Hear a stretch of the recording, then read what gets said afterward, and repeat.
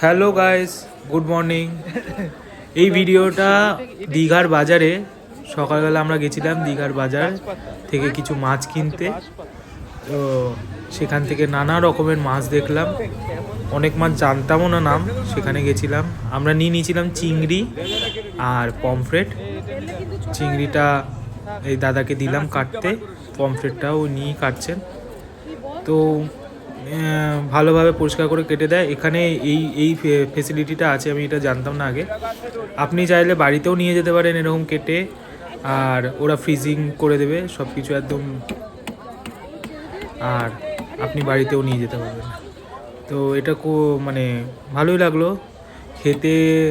এখানে পমফ্রেটের থেকে ওখানে পমফ্রেটের খেতে অনেক টেস্টি বেশি ছিল, আর চিংড়ি তো অবভিয়াসলি আরও ভালো ছিল।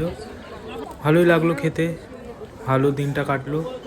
চলো টাটা, আবার দেখা হবে পরের ভিডিওতে। বাই। অ্যান্ড হ্যাঁ, সবাইকে মেরি ক্রিসমাস।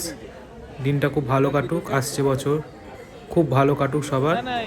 চলো টাটা। এই মাথার এখানে